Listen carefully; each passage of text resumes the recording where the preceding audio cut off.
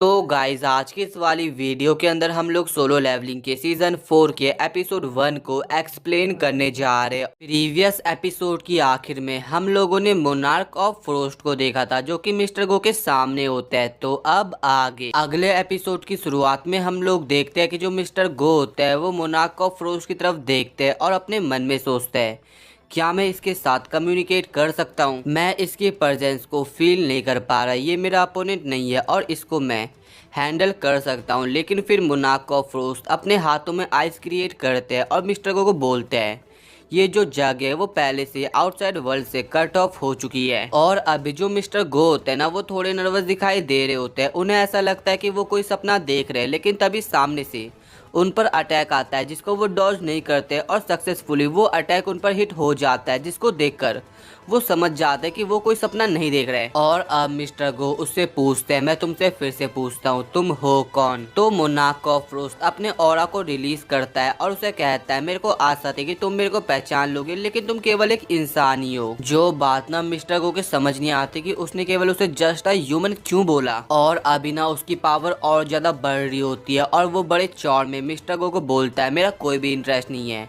एक कमजोर इंसान को कुचलने का, तो मेरे को दिखाओ तुम क्या कर सकते हो फ्रैगमेंट ऑफ ब्रिलियंट लाइट। और क्या तुम्हें डर है कि अगर तुम कुछ करते हो तो जो तुम्हारी वेसल है वो ब्रेक हो जाएगी, लेकिन वैसे भी जो तुम्हारी वेसल की लाइफ है वो जल्दी खत्म हो जाएगी दूसरे तरीकों से। लेकिन अगर तुम अपनी पावर्स को छुपा रहे हो बिकॉज तुम डर गए हो तो तुम्हारे साथ बात करने का कोई फायदा नहीं है। और फिर वो उन पर आइस अटैक रिलीज कर देता है जिसको मिस्टर को ब्लॉक करने की कोशिश करते हैं, लेकिन उस जगह एक एक्सप्लोजन हो जाता है उसके अटैक के कारण। लेकिन इन हमलों से मिस्टर गो को कुछ ज्यादा फर्क नहीं पड़ता और फिर मोनार्क ऑफ फ्रोस्ट फिर से मिस्टर गो पे आइस बॉल से हमला करते हैं, लेकिन इस बार जो मिस्टर गो होते हैं ना वो एक ही हाथ से उसके आइस बॉल को दूर फेंक देते हैं, जिससे साइड में उसी के आइस बॉल से एक बड़ा सा छेद हो जाता है। और फिर मिस्टर गो बड़े सीरियस वे में मोनार्क ऑफ फ्रोस्ट को बोलता है तुमने मेरे ऑफिस को आइसोलेटेड कर दिया डायमेंशन गैप में, मैं इम्प्रेस हुआ हूँ। और मोनार्क ऑफ फ्रोस्ट फिर मिस्टर गो को बोलता है मैं काफी लंबे समय से तुम्हें ही ढूंढ रहा था, लेकिन मैंने इमेजिन नहीं किया था कि तुम इस ब्रोकन वेसल के अंदर ट्रैप हो गए जहाँ पर तुम अपनी पावर्स को भी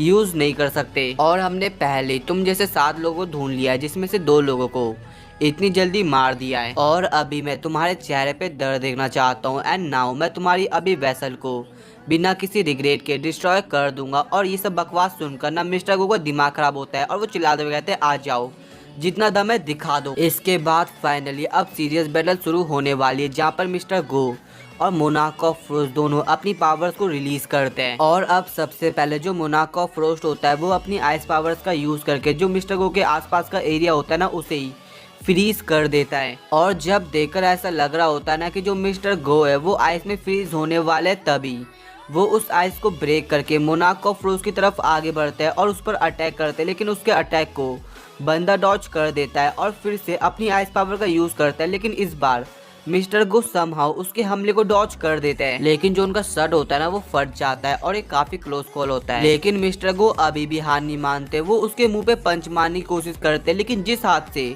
मिस्टर गो उस पे पंच मारने की कोशिश कर रहे ना वो उसी हाथ को फ्रीज कर देता है। लेकिन जो मिस्टर गो होते हैं ना वो मोनार्क ऑफ फ्रोस्ट की आइस को ही ब्रेक कर देते हैं और उसे पकड़ने की कोशिश करते हैं, बट जो मोनार्क ऑफ फ्रोस्ट होता है ना वो वहाँ से भागने की कोशिश करता है, वो उसे दूरी बनाता है, लेकिन मिस्टर गो उसके सामने आ जाते हैं। और अभी ना मिस्टर गो इस फाइट को जल्दी खत्म करने की कोशिश करते हैं एंड फिर आखिर में उस पे एक फाइनल ब्लो दे मारते हैं, बट तभी उस अटैक के सामने जो मोनार्क ऑफ फ्रोस्ट होता है वो अपनी सील ले लेता है, जिससे उनका अटैक किसी काम का नहीं होता। और जब mister go monarch of frost पे फिर से हमला करने की कोशिश करते हैं तभी वो नोटिस करते हैं कि जो उनकी बॉडी है ना उसने उनका साथ छोड़ दिया है। जो देखकर मोनार्क ऑफ फ्रोस्ट उन्हें कहता है क्या जो तुम्हारी वेसल है वो केवल इतनी कैपेबल है? ये कितना डिसअपॉइंटिंग है फ्रैगमेंट ऑफ ब्रिलियंट लाइट। इसके बाद वो वहाँ से गायब हो जाता है और मिस्टर गो क्लोज आता है एंड देन अपनी आइज से उन्हें स्टेप कर देता है, जिससे जो मिस्टर गो होते ना उनके मुंह से खून निकल रहा होता है। और अब मोनार्क ऑफ फ्रोस्ट मिस्टर गो को हंसते हुए कहता है कि मैं सोच रहा हूँ कि तुम्हें अपनी न्यू वेसल ढूंढने में कितना टाइम लगेगा, 1 साल 2 साल, लेकिन अनफॉर्चुनेटली जो हमारी आर्मी है वो यहाँ पर पहुँच चुकी है और हमारी आर्मी तुम्हारे आने से पहले ही इस दुनिया को बर्बाद कर देगी। लेकिन मिस्टर गो ना बातों के बीच में ही उसकी आइस को पकड़ते हैं और बोलते हैं तुम्हें क्या लगा कि मैं बिना रीजन के तुम्हारे अगेंस्ट फाइट कर रहा हूँ? जैसा कि हम लोगों ने तुमसे एक्सपेक्ट नहीं किया था कि तुम लोग हमारे मेथड का यूज करोगे, बट तुमने इस मेथड के अंदर एक क्रूशियल वेरिएबल को ओवरलुक्ड कर दिया है और ये बात ना मोनाको फ्रोस्ट के समझ नहीं आती है। इतना घायल हो जाने के बाद भी जो मिस्टर गो होते हैं ना, वो उस पर फायर अटैक करते हैं, जिसको मोनाको फ्रोस्ट समहाउ डॉज कर देता है और जो वो अटैक होता है वो सामने वाली दीवार पर लग जाता है और इसी अटैक के साथ अब मिस्टर गो की सारी पावर खत्म हो चुकी है। और फिर मोनाको फ्रोस्ट मिस्टर गो को बोलते हैं ये काफी क्लोज बनता, लेकिन क्या यही तुम्हारा ड्रम काटता? तो मिस्टर को जवाब देते हैं यस। एंड फिर हम लोग नोटिस करते हैं कि जो सामने का बैरियर होता है ना, जिसकी वजह से जो उनका ऑफिस है वो आइसोलेटेड हुआ है, वो ब्रेक हो जाता है। एंड देन ये चीज़ ना मोनाको फ्रोस्ट के समझ नहीं आती कि इससे जो मिस्टर गो है वो करना क्या चाहते हैं। इसके बाद मिस्टर गो बोलते हैं नाउ, जिससे उनकी शैडो के अंदर से एक आर्चर सोल्जर निकलता है जो कि वहां से निकल जाता है। और ये देखकर ना मोनाको फ्रोस्ट भी समझ जाता है कि अभी उनके लगने वाले और वो तेजी से उस एंड की तरफ आगे बढ़ता है और जैसे वो उसे हमला करने वाला होता है वैसे ही उधर अपने मेन कैरेक्टर संग जिनवू की एंट्री होती है।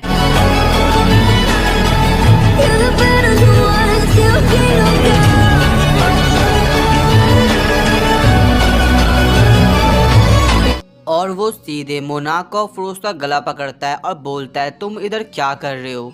एक आइस एल्फ, और इसको हम लोग ना केवल एक एल्फ ही बुलाने वाले, आई मीन आइस एल्फ। और अब आइस एल्फ जिन्हों को बोलता है कि मैं तुम्हारी शैडोज के अंदर काफी सारे सोल्जर्स को सेंस कर सकता हूँ मोनाको ऑफ शैडो, लेकिन तुमने आर्मी गैदर करने के बजाय हमसे कांटेक्ट क्यों नहीं किया? लेकिन क्या ऐसा तो नहीं कि तुम वो क्रूशियल वेरिएबल हो जिसकी वो बात कर रहा था? और फिर वो आइस एल्फ अपने मुंह से ठंडी हवा निकालता है, जिससे जो जिन्हों का हाथ था ना वो धीरे धीरे जमना शुरू हो जाता है। और फिर वो बंदा यही काम मैसिव लेवल पे करता है, जिससे जो आसपास का एरिया था वो पूरा फ्रीज हो जाता है और जिन्वू भी उससे दूर हो जाता है। और उसकी पावर्स देखने के बाद ना जिन्वू को ऐसा लगता है कि ये कोई मैक टाइप क्रिएचर है। एंड देन जो हाथ उसका जमा हुआ था वो उसी हाथ में अपने दैरो समन करता है और फिर वो उस फ्रीज को ब्रेक कर देता है। फिर आइस एल्फ जिन्वू को बोलता है आज के लिए बस इतना ही, और मैं तुमसे फाइट करने के चक्कर में अपनी जान दाव पे नहीं लगा सकता। और ये बात ना जिन्वू के समझ नहीं आती। और फिर आइस एल्फ से बोलता है क्या तुम उस इंसान को रेस्क्यू नहीं करोगे? और यहाँ पर ना वो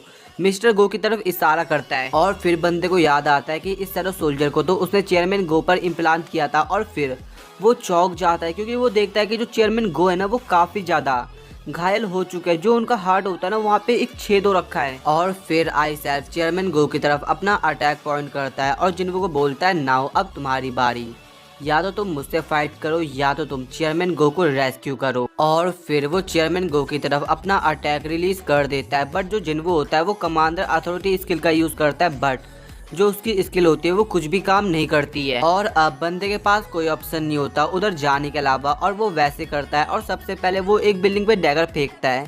और जब देखकर ऐसा लग रहा था ना कि अभी फिर से चेयरमैन गो पर यह अटैक लगने वाला है, उन्हीं के सामने फिर जिन्वू आ जाता है जो कि अपने डैगर को पकड़ता है और उस अटैक को रिपेल कर देता है। और फिर जिन्वू बड़े गुस्से में आइस एल्फ को देख रहा होता है जिसने अभी एक गेट को ओपन कर दिया है वहां से भागने के लिए। लेकिन जिन्वू अभी काफी गुस्से में होता है, वो काफी सारे मल्टीपल डैगर्स को समन करता है एंड डैगर रश से उस आइस एल्फ पे अटैक करता है। और जो अटैक होता है ना वो उस पर लग भी जाता है, बट ये ज्यादा असरदार नहीं होता है। और आइस एल्फ ना जाने से पहले जिन्वू को बोलता है कि केवल एक ही वेसल ने एक्चुअली में मेरे को इतना डैमेज, इतना वुंडेड कर दिया। वेरी वेल, मैं मोनाको फ्रोस्ट अभी के लिए जा रहा हूँ और उस दिन का इंतजार करूंगा जब तुम्हारी शैडो खुलेगी।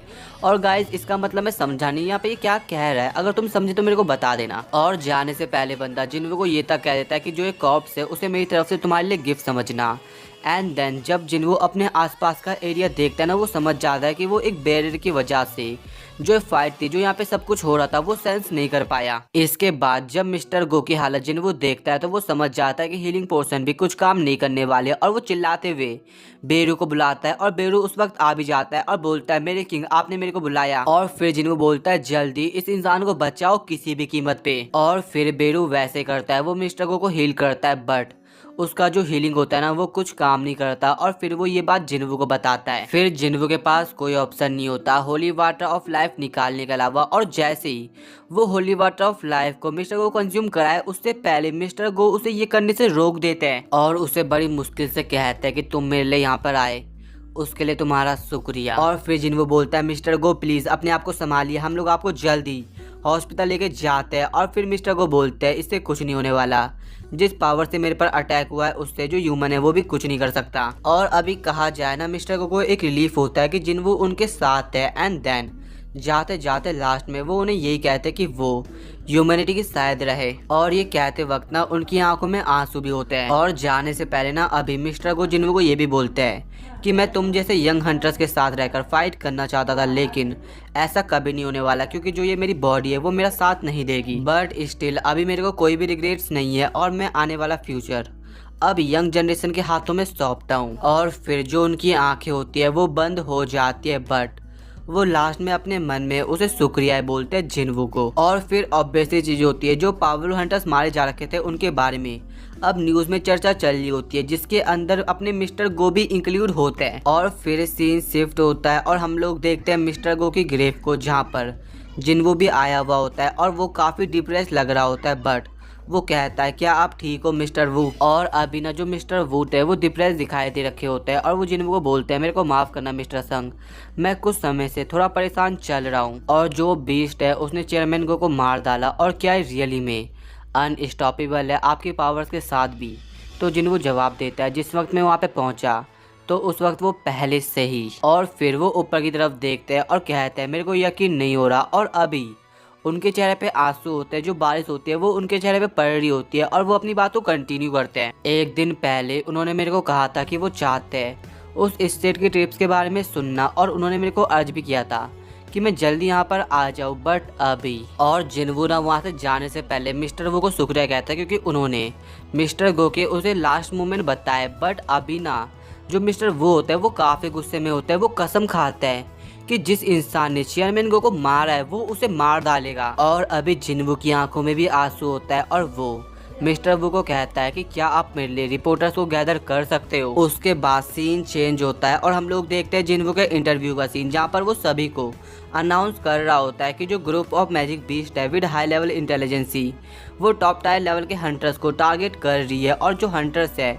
जो नॉर्मल हंटर्स है वो उनका कुछ भी नहीं बिगाड़ सकते और वो अपने गोल को अचीव करने के लिए कुछ भी कर सकते हैं। जो सुनकर ना एक रिपोर्टर के मन में सवाल आता है और वो जिन्वो से पूछता है क्या इसका मतलब ये तो नहीं कि जिस बीच ने चेयरमैन को मारा है उसने अकेले काम नहीं करा? और फिर जिन्वो उन सभी को बताता है कि वो लोग अपने टारगेट पर अटैक करने से पहले उसे आइसोलेटेड करते हैं और जिन्हें ऐसा लगता है कि वो लोग उनका टारगेट बन सकते हैं तो प्लीज अपने कलीग्स के साथ रहे जो कि उन्हें प्रोटेक्ट कर सकते हैं। लेकिन वो लोग जिनके पास कोई कलीग्स नहीं है so please contact me through the Korean Hunter association. और इसके बाद सीन चेंज होता है और हम लोग एक गुफा को देखते हैं जिसके अंदर काफ़ी सारे मोनार्क्स एक साथ गैदर होते हैं। और मोनार्क ऑफ फ्रोस्ट सभी को बताता है कि करेंटली जो शैडो मोनार्क है वो इस अर्थ पर है। और फिर दूसरा मोनार्क बोलता है मेरे को लगा था कि तुमने कहा था कि कोई वैसल ही नहीं है जो कि शैडो मोनार्क की पावर को कंटेन कर सके और इसलिए जो ड्रैगन किंग है वो भी यहाँ पर अर्थ पर नहीं आ पाए। और फिर मोनार्क ऑफ फ्रोस्ट उसे जवाब देता है मैंने क्लियरली उसे अपने दोनों आंखों से देखा है और वो फ्रैगमेंट ऑफ ब्रेन लाइट से भी ज़्यादा खतरनाक है हमारे लिए और मैं उसे अपने रास्ते से हटाने वाला हूँ और क्या तुम लोग इसमें मेरी हेल्प करोगे? और फिर दूसरा मोनार्क बोलता है उसके साथ फाइट चूज करना यानी मौत को चूज करना। और फिर वो सभी को ऐसा बताने की कोशिश करता है कि वो लोग ड्रैगन किंग का वेट भी कर सकते हैं इसके बजाय। और फिर मोनार्क ऑफ फ्रोस्ट उसे जवाब देता है भले ही हम लोग अभी भाग रहे लेकिन हम लोग मोनार्क से और हम लोग कब तक ड्रैगन किंग में रिलायबल रहेंगे। नाउ अभी हमारे पास चांस है मोनार्क ऑफ शैडो को अपने रास्ते से हटाने का क्योंकि वो अपनी ह्यूमन फॉर्म में और इसीलिए मेरे साथ रहकर फाइट करो और उसे नथिंगनेस में भेजने की रिस्पॉन्सिबिलिटी मैं लेता हूँ। और सबसे पहले मोनार्क ऑफ आयरन अपना जवाब देता है मेरे को इन सभी में से दूर रखना।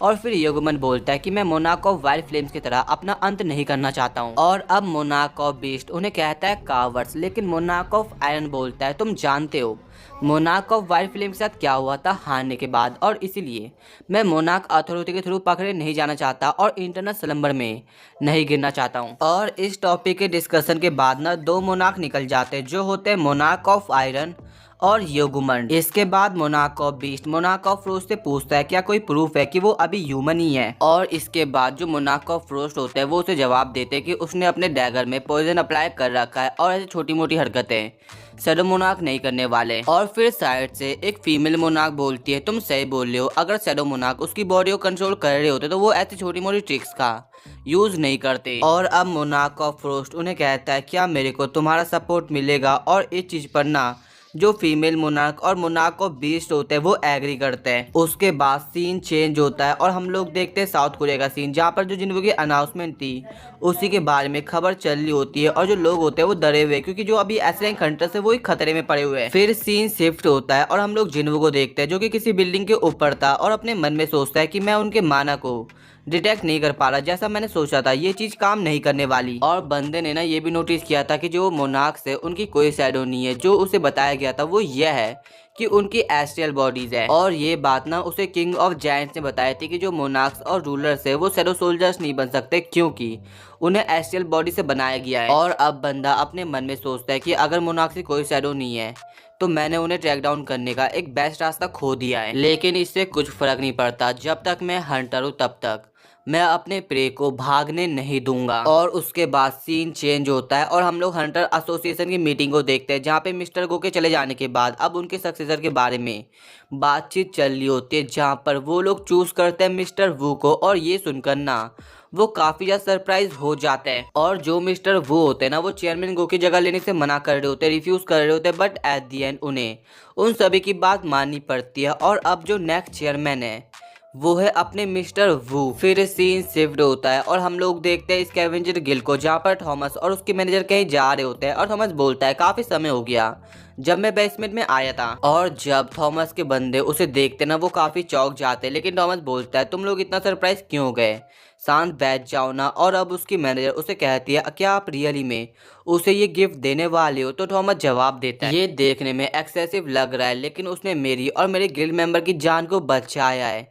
और जो वो दे रहा है ना वो एक डैगर होता है, काफी खतरनाक डैगर होता है जिसे दुनिया में केवल 2 लोग ही यूज कर पाए। एंड इसी के साथ ही ना जो अपना एपिसोड है वो भी खत्म हो जाता है। तो गाइज आज के एपिसोड के अंदर हम लोगों ने देखा मोनार्क ऑफ फ्रोस्ट और मिस्टर गो की फाइट को, जिसके अंदर मिस्टर गो हार गए थे और मारे गए थे। बट मेरे को ऐसा लगता है कि अगर मिस्टर गो अपनी यंग एज में उससे फाइट करते तो वो उसे टक्कर दे सकते थे और हो सकता है कि वो उसे हरा भी सकते थे। और इस फाइट के अंदर जिन्हों की एंट्री भी होती है लेकिन वो काफी देर में होती है क्योंकि तब तक मिस्टर गो जा चुके थे। एंड इसके बाद हम लोगों ने देखा मोनार्क्स को जो कि अब प्लान बना रहे संग जिन्हों को हराने का। और गाइस जल्दी हम लोग मोनार्क्स और संग जिन्हों की फाइट देखने वाले हैं। और गाइस तुम्हें क्या लगता है इसमें क्या होने वाला है, अपना ओपिनियन कमेंट में बता देना।